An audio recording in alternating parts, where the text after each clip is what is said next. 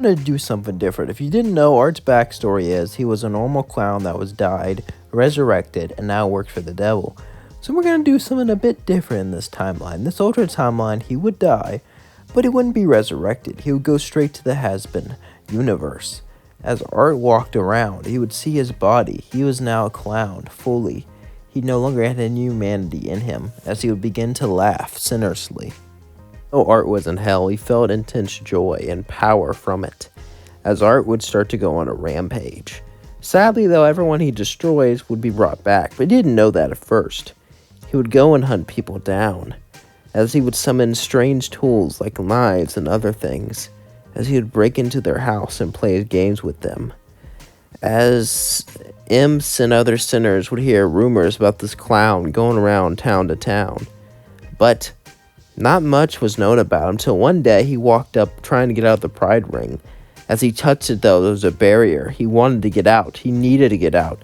As he kept trying to squeeze it, Alastor would walk to him and say, "Are you new around here? Sinners can't leave the pride ring." As Art would look and see Alastor, he would simply say, "Hello there. What do you mean I can't leave?" Alastor would say, "Sinners are trapped here. There's a magical barrier keeping them down." You see, sinners are above imps and the lowest forms of demons, but anything higher than that is stronger than us. The only reason imps are below us is because they're cursed to do the bidding of others in hell. However, some imps do rise to the occasion, as then Art would say, "I don't care about imps." As then he would just start to laugh and start to try to run away, as he would disappear, then reappear, as Alastor would then destroy his frontal lobe. As then Art would get up and regenerate. Alastor would say, "Regeneration, interesting." As Alastor would fight Art, Alastor would destroy him again and again and again, but each time he would regenerate, coming back after back after back. And so he would appear in front of Alastor and punch him, and then he would grab a hammer and begin to slam it against his face. As blood started to appear, Alastor realized no matter how many times he destroyed Art, he would just come back, so he decided to disappear, as Art would continue his rampage, looking for a way out of the pride ring. Art was dead set on getting out of the pride ring, but he had no idea how, but he was crafty. He would sit back and wait and observe hell and learn things about it, as he learned that Lucifer was the king and Satan was actually a different person. That's how he got an idea. He knew Satan was jealous of Lucifer. Maybe he can play into that. As Art would write Satan a letter and shipped it to him, Satan's minions would be surprised. A sinner wrote him a letter? That never happens. As Satan would read it, he would say, "I want to leave the pride ring. I'll work for you to do that. I know you want connections in here, and no one would suspect a sinner, especially not from the great Satan. It's the perfect plan." Satan would be intrigued and decide to visit this Art. As Art was causing chaos, Satan would teleport behind him and say, "You dare summon me? What is your plan, lowly sinner?" Art would, he would look up at Satan, as he knew he had to play the smart. He knew he couldn't just be a sadistic self, as then he would smile and say, "Well, I heard how strong you are, and I figured you could bring me out of this ring. I could easily, but that's against so many treaties. I have to make you official associate, technically not against the rules, but no one's made a sinner their associate. They're too unpredictable." And as Satan was, staring at Art knew that Satan didn't want to hire him. He talked about how unpredictable he was, about how, as then Art would say, "You're strong, Satan. Probably one of the strongest in hell." Satan would say, "I know you're trying to manipulate me, but you're not wrong. But that being said, only one thing matters here, and that's strength. Give me your power, and I'll have great strength, and I'll spread your name across hell and across earth." Work on earth? I could do that. Alright, I like you. I'll give you a test run. As then he'll give him power to leave the pride ring, and other powers too. As Art would leave the ring and begin to walk around hell, he would enjoy it greatly. However, wanted to give him a test to see how strong and how powerful he truly is, to see if he can truly become great, to see if he can truly carry out his wishes. Satan didn't care how bloody it is, how brutal he was, how sadistic he was, as long as he got the job done. So Satan would give him the ultimate test. Gluttony moved through restaurants that were just disguised as restaurants, as they were selling some of their substances, which was illegal in the Wrath Ring. He could deal with it himself, but that would take time, so he sent Art to deal with it. as Art would then leave. As he worked for Satan, he would be allowed to leave, as he was the first sinner to ever leave the Pride Ring. As Art would continue to search outwards, eventually he would find these restaurants, as Art only had the power to summon weak weapons and to teleport before, but now that changed. He already had regeneration, but now he was much stronger. Before it would take time to regenerate, now it was almost instant. You had to destroy every part of him for him to come back. And the weapons he summoned could be bigger and stronger. He also had an aura around him, a powerful one, as he was as strong as a bear physically. As he went into this restaurant, Art would simply pull out a weapon and say, "Everyone leave." As everyone started to walk out, suddenly a shark would run towards him, as Art would teleport behind the shark and chop it into bits, as he would start to laugh and begin to mercilessly destroy everything, enjoying all of the chaos, enjoying all the pain, enjoying all the suffering, as he put down the restaurant. As he went to restaurant, putting it down and destroying it once and for all. As this made the news, as then he would go back to Satan, as Satan would be overjoyed. As Art destroyed the restaurants, Satan was extremely happy, as Satan would look at him and say, "Good, very good. You know, even though you're just a sinner, I see promise in you. I think you'll work well in the Pride Ring. Of course, I'll send you to other rings every once in a while." Art became famous as the person that worked for Satan. After all, him having a sinner below him was pretty remarkable. Other 7 deadly sins thought about it, but they would decide not to. Art was too much of a loose cannon that Satan had to keep on a leash. They wouldn't want to deal with someone like that, but it was a great fear tactic. As one day, Art was walking through the Pride Ring, when suddenly he would catch the eye of something. It was Angel. He knew he was a famous star. If he took him out, this would be good.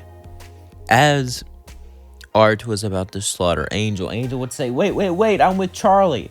As then, he realized something. Charlie was Lucifer's daughter, and Lucifer must have told her to say that, because he was instructed to not deal with anything that was under Lucifer's protection. Because even though Satan was the second strongest, he wasn't the biggest fish in the sea.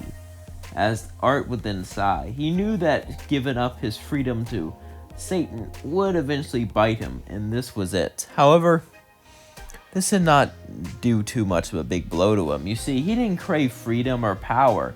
He only craved one thing, and that was torturing the weak. As he simply got up and said, "Very well," as he started to walk away, as Angel sighed a big sigh of relief.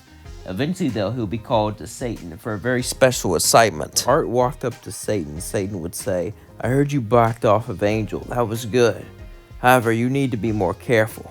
So, to show Lucifer that I've got his back, I've decided to have you go there.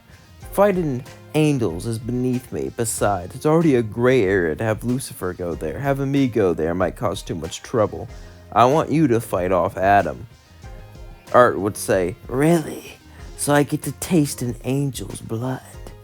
I'll happily do it." When does the battle start? Around now, as suddenly Art was teleported. As he would fall down, he would fall into an angel and drive him down to the ground.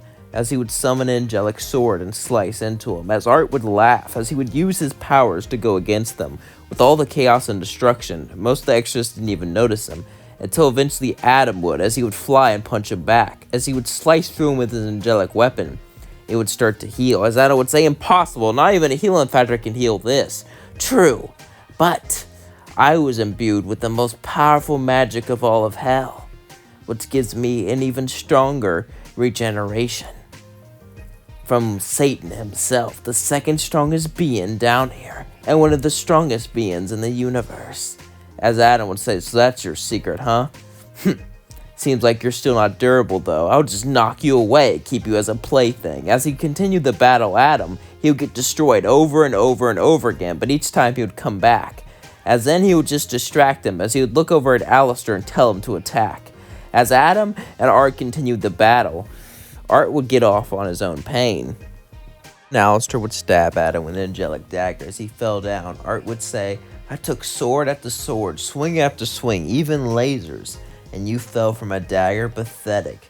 as Adam would get back up ready to fight, but then he would cough up, as in suddenly Art would push him down and begin to torture him. As he began to laugh, Alastor would smirk as Art took care of him. Alastor would say, "You know, you seem quite nice. So I'll tell you this, you made a mistake giving your soul to Satan." Because Art would say, "No, I didn't. I don't care about pain. I don't care about anything like that. The only thing I care about is torturing the weak. Power, freedom, it means nothing to me." As then he would jump off, as Alastor would say, "That's respectable." That's going to leave things out. Over to like, comment, and subscribe, and share with all your friends. What do you think about Art the Clown? Do you think he's a scary movie villain? Do you think he's not scary at all? Do you think he's cheesy? Let me know in the comments below. What other crossovers do you want? These crossover ideas are kind of great, but to be honest, the reason I stopped, the reason I took a break for them, because if you notice, I haven't been doing them nearly as much, and I just started doing them again. The main reason for that was, well, I kind of do them when I run out of ideas sometimes, because I like to do ideas from the show, but there's only one season, there's only so many episodes. Once they come up with season 2, I feel like I could do way more, and that's why series on these videos were hard. I did like 3 series, 2 of them were reincarnation videos, and one of them where I was born there, and I had to, unless I did every episode word for word, which there'll be no point in doing that, because, only certain bits would change, I would literally have to, do that just to make a series, unless I